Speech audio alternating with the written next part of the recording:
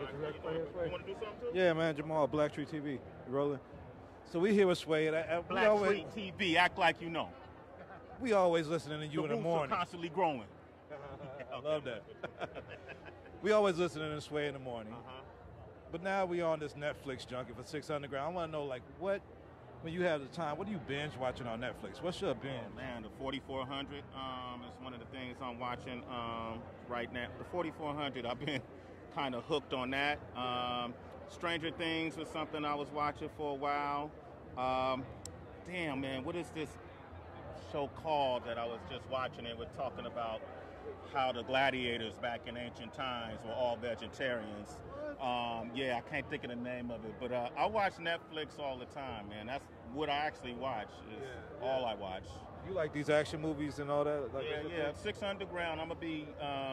Ryan Reynolds is. I consider him somebody I've known for years. I've interviewed him for years since the days of Amityville Horror.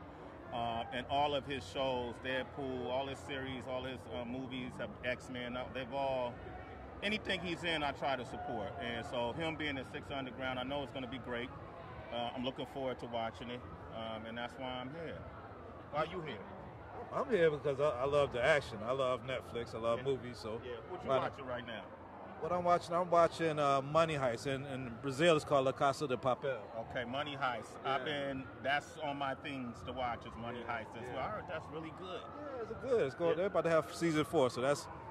We just came back from Brazil checking it out, so it's popping. I watched Dion Cole's comedy special, too. I love all the comedy specials that come on Netflix. Dave Chappelle's last comedy special as well. So there's a rumor that Eddie Murphy is going to get his comedy special on Netflix. They gave Dave about $60 million. How much do you think they're going to give Eddie Murphy? Yeah. 90. That's Eddie Murphy, man. To get Eddie Murphy to come back, you got to at least match Dave. You know, I mean, I know Dave has been more active, obviously, but it's Eddie Murphy. You know, so I would love to see that. I got to ask you a little politics before you go, because you've had Obama, you've had Kamala Harris. Were you surprised when Kamala dropped out the race? Did you see that coming at that time?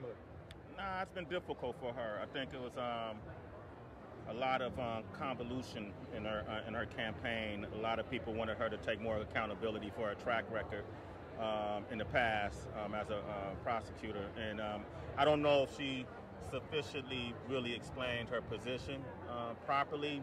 And it's hard when you got a field with so many people. You know, it's only so many people that's going to continue to donate money. It's costly.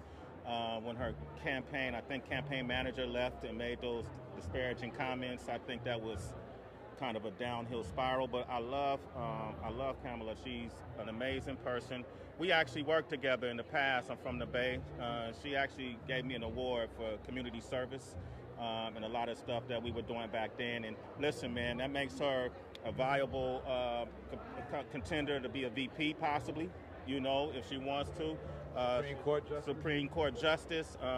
She's brilliant at what she does. I don't think it's a mark on her political career at all, and I'm looking forward to seeing what she does next. She represents diversity. She's a powerful woman, and she's a woman of color, and she knows her game, man. You know, it's just the field is so crazy for the Democrats. So. And lastly, I mean, is it fair that Bloomberg comes in with this money now? He's like rated 5th in the rankings right now. No debate. I mean, what does it say about the system? People's decisions or the system? The system that, you know, money talks. Yeah. I mean, he only been in the race how many weeks? Maybe days. You know, money talks, man, and so that's part of the reason why she had to drop out. Money talks, but you know, he's no stranger to the political field. He, you know, served 3 terms as mayor here. That third term was kind of, you know, interesting how that happened. He knows business, obviously. You know, he knows how to govern, obviously. So let's see what happens. He's going to have to get up there and speak at some point. Yeah. You know, I mean, he kind of flip-flopped on, what was it, on stop and frisk. You know, he kind of flip-flopped on that, and people are going to point that out. And that's something, that apology was kind of quick and, you know, shallow. We'll see what happens with it. All right? Well, can't wait to hear you next. I'm going to keep on talking. We'll keep on listening and watching, man. Appreciate it, bro. Doing, family. Thank you, man. Yes.